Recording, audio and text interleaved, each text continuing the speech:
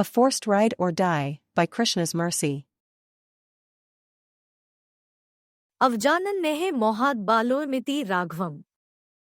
Vishvamitrasya ta vedimabhyadhavam kritatvara. Ten muktastato banha shita shatrunibarhana. Tenahan tvahata kshiptasmudre shatyojne. Quote, being under the influence of illusion, I underestimated Rama and took him to be a mere child. Thus I ran towards Vishvamitra's sacrificial altar. With that, Rama released an acute arrow capable of destroying his enemies.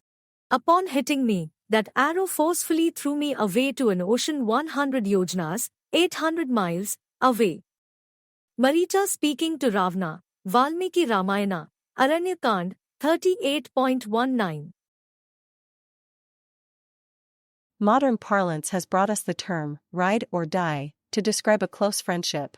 If a person is my ride or die, it means that I am with them until the very end. Nothing will persuade them to leave my side. They overlook my faults. They are not envious to the degree of wishing me harm. The implicit agreement says that I will offer the same allegiance. I will not cross them. As much as they are willing to ride for me, I am prepared to do the same. This is a dangerous world, after all. There are no guarantees except death and taxes, as the famous founding father of the United States once wrote. When taking the term literally, someone is willing to give up their life for their friend. The application of the term also helps in judging the strength of allegiance, in measuring the depths of the friendship. When times get tough, will the ride or die really ride for the other person or not?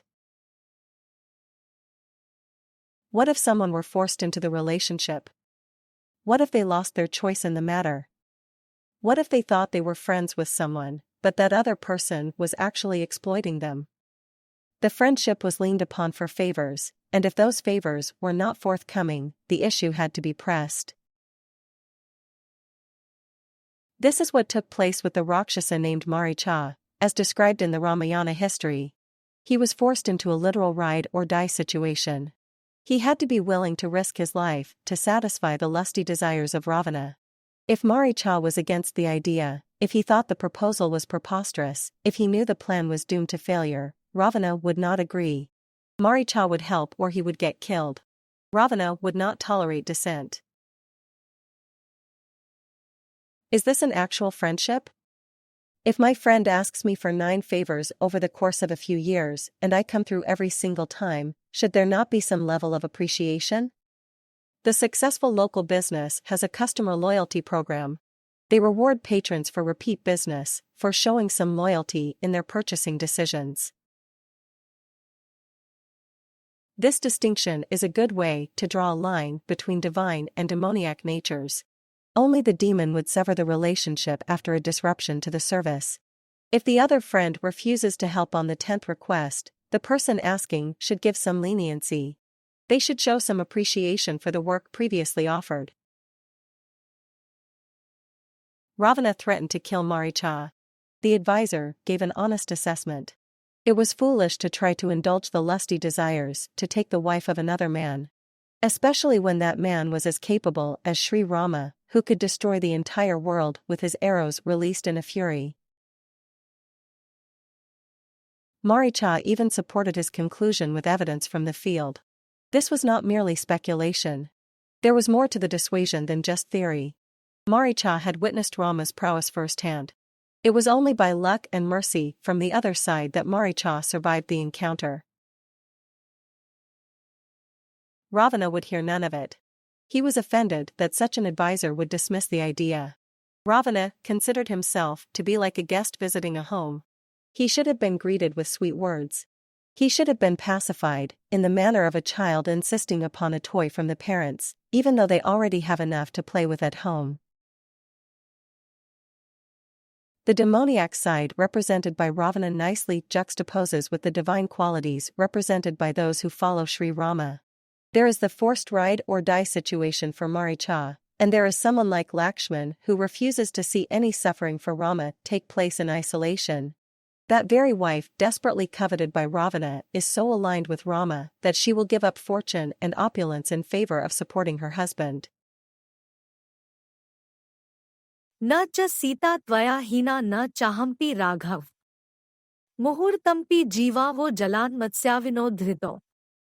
Quote, O Rama, you should know that just as fish cannot survive when taken out of water, neither Sita nor I can live without you for even a moment. Lakshman speaking to Lord Rama, Valmiki Ramayana, Aranya Kand, 53.31. That allegiance is so fixed that it cannot be removed. It is like the fish requiring the habitat of the water, nothing else will suffice. This allegiance is out of appreciation, affection, perception, and also intelligence. They are willing to do everything for Rama, who works for the welfare of all living beings. Rameti prathito loke gunvan satyavan shuchiya. Vishalaksho mahabahu sarvabhuthite rata. Quote, my husband Rama is famous throughout the world. He is pure, truthful, and very gentle. He is mighty-armed, has wide eyes, and is always busy working for the welfare of all living beings, sarvbhutahaitrata. Sita Devi speaking to Ravana, Valmiki Ramayana, Aranya Kand, 47.11. In closing, based on long-standing affection and his behavior perception, that Rama always with appreciation, respecting others' determination, such that Lakshman always to ride, and Sita Devi constant by his side, allegiance steady and true, and fully reciprocated too.